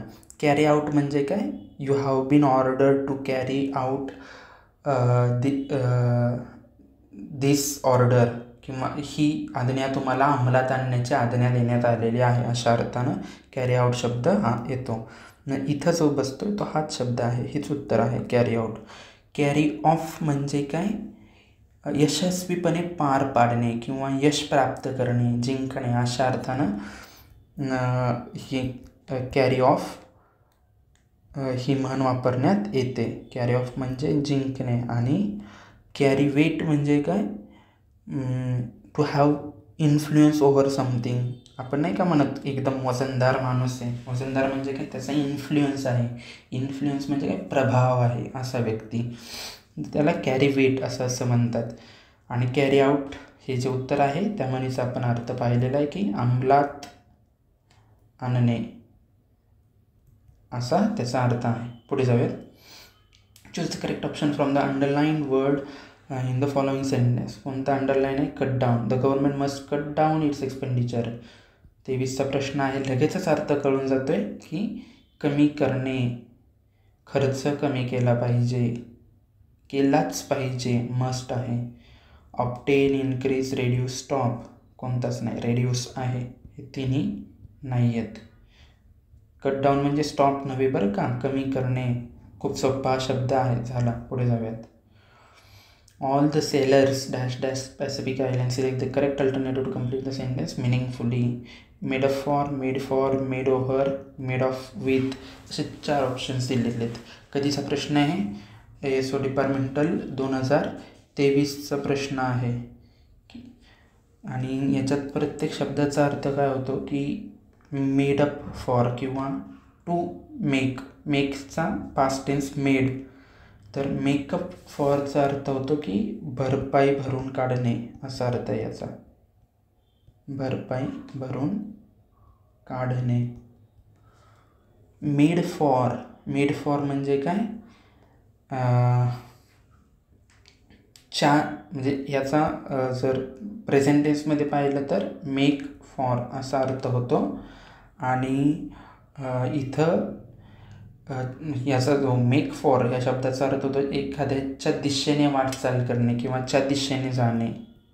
च्या दिशेने वाटचाल करणे. All the sellers made for the Pacific island असं येतं. आणि मेड ओव्हरचा अर्थ काय होतो? मेक ओव्हर आणि मेड ओव्हर. मेक ओव्हर म्हणजे काय? हक्क हस्तांतरित करणे. ट्रान्सफर ओनरशिप ऑफ समथिंग असा अर्थ होतो. हक्क हस्तांतरित करणे. आणि मेड ऑफ विथ. मेडच्या ऐवजी मेक लिहायचा. मेक ऑफ विथ याचा अर्थ होतो चोरून पळून जाणे किंवा लंपास करणे. To steal. Make off with. To steal something and leave quickly, म्हणजे एकदम लवकर चोरी करून लवकर पळून जाणार असा अर्थ होतो. पुढे जाऊयात. Oxford has dash dash a new edition of the book. ऑक्सफर्डनं काहीतरी नवीन पुस्तकाची नवीन एडिशन आणलेली आहे. तर ते कोणत्या अर्थानं इथं होईल? मिनिंगफुल सेंटेन्स शोधायचं आपल्याला. 2022च्या मुख्य परीक्षेतला प्रश्न आहे. Brought out, brought in, brought out आणि ब्रॉटअप. आता ह्याच्यातला जो म्हणजे इथं सगळीकडे ब्रॉट हा ब्रिंगचा पास्ट टेन्स आहे आणि ब्रिंग अबाउट म्हणजे यश मिळवणे, to accomplish something, to achieve something. Bring about म्हणजे यश संपादित करणे, मिळवणे अशा अर्थाचं. टू ब्रिंग इनचा काय होतं? एखादा नवीन कायदा अंमलात आणणे अशा अर्थानं, एखादा कायदा इंट्रोड्यूस करणे अशा अर्थानं ब्रिंग इन शब्द वापरला आहे. The government of India has brought in 3 new farm laws. बरोबर, 3 नवीन शेतीविषयक कायदे आलेले आहेत. तिथं आपण ही म्हण वापरू शकतो. ब्रिंग आउट म्हणजे पब्लिश करणं, प्रकाशित करणं असा अर्थ आहे या म्हणीचा. ब्रिंग आउट बाहेर काढणे असं नाही होत, प्रकाशित करणे असा अर्थ होतो. आणि या कॉन्टेक्स्टमध्ये the Oxford has brought out a new edition एकदम परफेक्टली बसतो, म्हणून आन्सर 3 आहे. आणि ब्रिंग अपचा अर्थ होतो एखाद्याचं पालनपोषण करणे. My father and mother has brought up किंवा bring up, they have brought up me with a lot of care. खूप काळजीनं त्यांनी माझं पालनपोषण केलेलं आहे अशा अर्थाची म्हण आहे. पुढे जाऊयात. प्रोवर्ब्स. तर प्रोवर्ब्सचा ॲक्च्युअल अर्थ काय होतो की ती अशी म्हण असते की जी बोलीभाषेमध्ये वापरली जाते आणि ह्यांचा शब्दशः अर्थ न घेता तो कॉन्टेक्स्टनुसार अर्थ घेतला जातो. आता याचे वेगवेगळे उदाहरणं पाहूयात की जे बोलीभाषेतल्या म्हणी आहेत त्यांच्यात इंग्रजीतल्या कोणकोणत्या आहेत. आपण आता मराठीमध्ये नाही का म्हणत उथळ पाण्याला खळखळाट खूप, म्हणजे जे मूर्ख लोक असतात किंवा ज्यांना नॉलेज जास्त नसतं ते जास्त भंकसबाजी करतात. ज्यांचे MPSCमध्ये एकही प्रिलिम्स निघलेले नाही तो मुख्य परीक्षेचं ज्ञान देत असतो. तर आपण काय म्हणू? उथळ पाण्याला खळखळाट फार. तर इंग्रजीमध्ये काय म्हणतात त्याला? An empty vessel makes much noise. An empty vessel म्हणजे जहाज. आणि वेसलचा अजून एक दुसरा अर्थ होतो ते म्हणजे भांडपण. वेसल म्हणजे भांडपण आणि वेसल म्हणजे जहाजपण. इट मेक्स मच नॉईज म्हणजे घोंगाट. जवळपास तोच अर्थ आहे की ज्यांना नॉलेज खूप कमी ते लोक खूप जास्त बडबड करतात असं. फुलिश किंवा stupid people they are the most talkative people. Talkative म्हणजे गप्पा मारणारे. अजून एक उदाहरण पाहू की जे प्रोवर्ब्सचं उदाहरण दिसतं आपल्याला. आपण खूप साध्या सोप्या भाषेत म्हणतो नो पेन नो गेन, कष्टाशिवाय यश नाही. ही पण एक प्रोवर्ब आहे. आता MPSCनं काय विचारलं ते पाहूयात. पहिलंच विचारलेलं आहे 2022च्या डिपार्टमेंटल एक्झाममध्ये विचारले. No pain no gain, love is blind, silence is golden, pride comes before a fall. The above statements are example of clauses, phrases, sayings and proverbs and adjectives. बस तुम्हाला फक्त इथं शब्दांचा अर्थ माहीत पाहिजे होता की हे शब्द काय म्हणतात. क्लॉजेस तर डेफिनेटली नाहीत, वाक्प्रचार फ्रेजेस तर डेफिनेटली नाहीत, सेईंग्स म्हणी आणि प्रोवर्ब्स सेईंग्स म्हणजे बोलीभाषेतल्या म्हणी डेफिनेटली हेच आन्सर आहे. इथं तुम्हाला म्हणजे बऱ्याचदा MPSCतले आहेत ना जे सोप्या कॅटेगरीतले प्रश्न आहेत ना, म्हणजे ज्यांच्यासाठी स्कोर आपल्याला 20हून 30 नाहीच आहे त्या मुलांनी तर हे मी टार्गेट केलं पाहिजे. ज्या बेसिक मिनिमम गोष्टी आहेत ना, जसं की आता मी होमोफोन होमोग्राफ असे शब्द सांगितले जे फाउंडेशन आहे सगळ्या ओकॅबचं आणि ग्रामरचं. त्याच्यात तुम्हाला फक्त त्यांचे अर्थ जरी माहीत असतील ना तरी उत्तर मिळतात एक्झाममध्ये.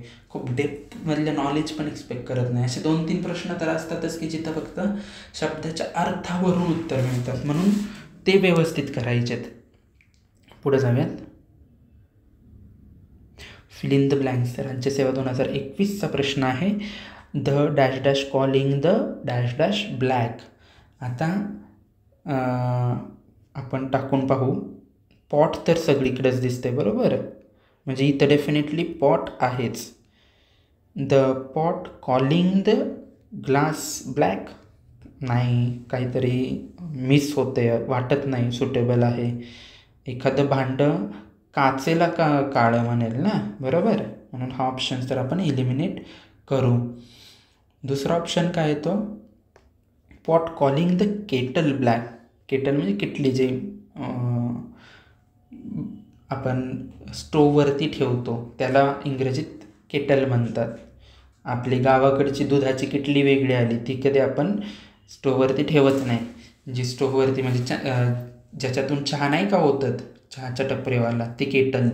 तर तिला भांडं काय काळं म्हणतं आहे. The pot calling the stove black असू शकतं. हे 2 किंवा 3 मधलं आन्सर असू शकतं. चौथं, पॉट कॉलिंग द वॉल, भिंतीला काळं का म्हणेल, नाही.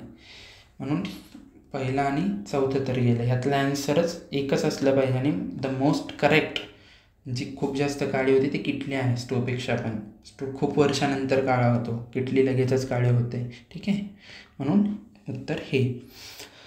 पुढे बघूयात.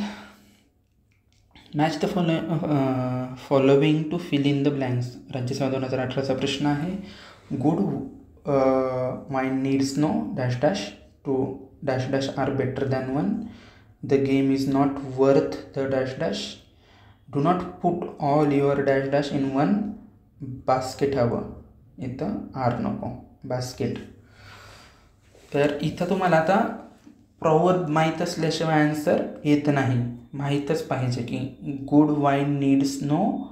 आता इथं काय दिलं आहे, एग्ज, बुश, हेड्स आणि कॅन्डल असे 4 शब्द दिलेत आणि इकडं 4 वाक्य दिलेले आहेत. तर त्याच्यातलं जे आपलं आन्सर आहे ते कोणतं असणार आहे, तर good wine needs no bush. हे इथं बुश हा शब्द इथं बसला पाहिजे. म्हणजे आता हे मला एक्झॅक्ट ती म्हण तेव्हा माहीत नव्हती, पण जे काय माहीत होतं त्याच्या आधारे तुम्हाला सांगायचा प्रयत्न करतो. हे नंतर मी पाठ केलेले आहेत. जेव्हा पेपर सोडवला तेव्हा मला माहीत नव्हतं, पण जे काही माहीत होतं त्याच्या आधारे कसं सोडवलेलं ते सांगतो. आता 2 हेड्स आर बेटर दॅन 1, हे तर डेफिनेटली इथंच बसते. हे कधीच येणार नाही की 2 एग्ज आर बेटर दॅन 1. एकापेक्षा 2 अंडेवर एखादा खादाडच म्हणेल, पण मनी खादाडं लोक नाही तयार करत, कोणीतरी इंटेलेक्च्युअल तयार करतात जे हुशार असतात ते. तर 2 eggs are better than 1, eggs तर डेफिनेटली नाही बसणार. बुश म्हणजे काय, झाड झुडूप असं, अशा अर्थाचा तो शब्द आहे, तर तो पण इथं येणार नाही. म्हणजे बीला 1 आणि 2 तर डेफिनेटली नाही येणार. 1 पण गेला तर बीमध्ये 3 दिलेले आहेत, तर मग ऑप्शन 1 गेलेले आहेत. 2, 3, 4 मधून काहीतरी मिळेल. The game is not worth the eggs, Bush, अंडे आणि बुश तर डेफिनेटली गेमच्या वर्थ नाही. सीमध्ये परत 1, 2 इथे हा पण ऑप्शन गेला. सीला 2 दिलेला आहे, म्हणजे झुडपा इतका गेम वर्थ नाही. म्हणजे झुडपा इतके त्याचे आपण नाही का म्हणत, you are not worthy of this, तू ह्याच्या लायकीचा नाही, म्हणजे झुडपाच्या लायकीचा गेम नाही, असे काही म्हण होऊ शकते का, शक्यच नाही. म्हणून हा पण ऑप्शन गेला. तर राहिले 2 आणि 3, याच्यातून कोणता तरी एक, वेळ किती मिळतो त्याच्यानुसार आहे. आता डीला तर 1 दिसतोयच आपल्याला. Do not put all your eggs in one basket. Basket म्हणजे आता काय बास्केट मराठीत काय सांगू, तुम्हाला माहिती बास्केट काय असतं. तर बास्केटबॉलचं बास्केट वेगळं, जे आपण किराणा स्टोअरमध्ये गेल्यानंतर किंवा मोठ्या मॉल्समध्ये गेल्यानंतर ज्या बास्केट घेतो ती basket. Do not put all your eggs, अंडी एका बास्केटमध्ये घालू नका. हां, हे बरोबर वाटते, म्हणजे हे तर झालं, हे पण मिळलं. इथं जरा 1, 2, 3, 4 थोडंसं ऑप्शन्स टाईप करण्यामध्ये मिस्टेक झालेली असावी इथं. काहीतरी चुकीचं झालेलं आहे. याच्यात 2 हा ऑप्शनच दिलेला नाही आहे सेकंड ऑप्शनमध्ये, पण याचं जे उत्तर आहे ते 2च आहे. Good wine needs no bush असायला पाहिजे. तर ॲक्च्युली सॉरी, याचं उत्तर जे आहे ते 3 आहे. Good wine needs no bush. 2 heads are better than 1. इथं हेड्स यायला हवं.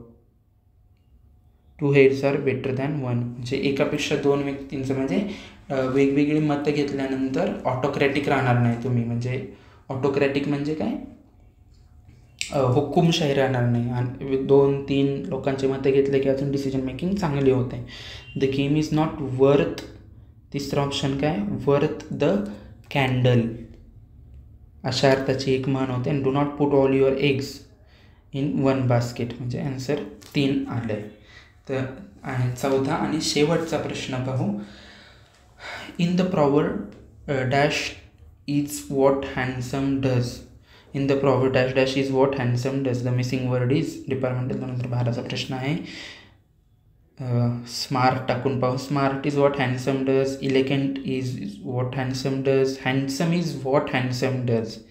येस, हेच आन्सर असलं पाहिजे. म्हणी अशाच तयार होतात. Cruel is what handsome does नाही. इथं काहीतरी मिसिंग झाल्यासारखं वाटतं आपल्याला, आहे की नाही. म्हणजे हँडसम हाच शब्द तिथं असला पाहिजे, तोच जास्त करेक्ट आहे. आणि ह्या म्हणीचा काय अर्थ होतो, माणसाची योग्यता क्रियेवरून ठरते, दिसण्यावरून नाही. हँडसम इज एखादा सुंदर दिसणारा पुरुष. हँडसम पुरुषाला वापरतात, मुलींना ब्युटिफुल ॲडजेक्टिव्ह वापरतात. तर handsome is what handsome does म्हणजे युअर ॲक्शन डिफाईन्स यू. तुमची कृती तुम्ही कशात हे ठरवते. म्हणून हा या म्हणीचा अर्थ होतो. तर आणि याचं उत्तर आहे handsome is what handsome does. तर अशा पद्धतीनं आपण ओकॅबचे PYQ पाहिलेले आहेत, ओकॅबची स्ट्रॅटेजी पाहिलेली आहे आणि ओकॅब प्रिपेअर कशी करायची म्हणजे काय प्रिपेअर करायचं आणि कसं प्रिपेअर करायचं हे स्ट्रॅटेजीच्या सेशन्समध्ये पाहिलेले आहेत. या PYQच्या सेशन्समध्ये आपण आत्तापर्यंत MPSCनं कोणकोणत्या गोष्टींवरती प्रश्न विचारलेले आहेत ओकॅबमध्ये ते पाहता आलेलं आहे. त्याच्यामध्ये सिनॉनिम्स, अँटॉनिम्स, त्यानंतर होमोफोन्स, होमोग्राफ्स, त्यानंतर one word substitution, idioms, phrases आणि प्रोवर्ब्स या अनेक गोष्टींवरती प्रश्न विचारलेले आहेत. आता इथून पुढचं तुमचं काम हे आहे, हे सेशन आपण जे पहिल्यांदाच घेतो आहे ना वोकॅब, तर मी ग्रामर झाल्यानंतर पण घेऊ शकलो असतो, पण उद्देश हा होता की जितक्या लवकर तुम्ही वोकॅबच्या पाठांतराला लागाल तितका लवकर आणि तितका जास्त वेळ तुम्हाला पाठांतरासाठी मिळेल. म्हणून आता तुमचं काम आहे की इथून पुढं रोज 4-5 फिक्स 5 शब्द तरी पाठ केलेच पाहिजेत. पाठ केलेल्या शब्दांचा एकच अर्थ नाही तर अनेक अर्थ छटा घेऊन लक्षात ठेवून पाठ करायचेत. आणि जे पाठांतर कराल त्याचा युसेज पण करता आला पाहिजे, म्हणजे कॉन्टेक्स्च्युअल मिनिंग काढता आला पाहिजे, कॉन्टेक्स्टनुसार शब्द वापरता आला पाहिजे, तर तुम्हाला इंग्रजीमध्ये जास्त मार्क्स मिळतील. आता आपण मी स्ट्रॅटेजीच्या लेक्चरमध्ये सांगितलेलंच की ग्रुपवरती आपण क्विज ओपन करणार आहोत स्ट्रॅटेजीसाठी, म्हणजे तुमचं जास्तीत जास्त पाठांतर होईल यासाठी. तर त्या क्विज मी स्वतः तुम्हाला प्रोव्हाइड करेल. काही क्विज मी काही जास्त क्विज बनवणार नाही, तर तुम्हाला प्लॅटफॉर्म उपलब्ध करून देणार आहे क्विज बनवण्यासाठी. आणि तिथं तुम्ही वेगवेगळ्या फॉर्ममध्ये तिथं क्विजमार्फत थोडंसं मेमरायझेशन करायचा प्रयत्न कराल. बाकी तर पाठांतराच्या टेक्निक्स मी ऑलरेडी सांगितलेल्या आहेत. तर तुम्ही लवकरात लवकर वोकॅब पाठांतराला लागाल. त्यामध्ये तुमची टॉप प्रायोरिटी ही PYQज असणार आहे. फक्त कंबाईन बीचेस नाही तर सगळ्या MPSCच्या सगळ्या एक्झाम्सचे PYQज वोकॅबमधले तुम्हाला करायचे आहेत आणि ते तुम्हालाच करायचे आहेत. तर ते कोणी शिकवून होणार नाही, तो शिकवण्याचा विषयही नाही आहे. जर तुम्ही कंबाईनचे प्रिलिम्स पास होत आहे तर कोणीतरी वोकॅब शिकवण्यात तुमचा टाईमपास नको करायला. शिकवणं हा टाईमपासच आहे, तुम्ही स्वतः शिकवू शकता. तर का शिकायचा नाही? Self study is the best study. तर त्या सेल्फ स्टडीसाठी तुम्हाला all the very best. Thank you so much.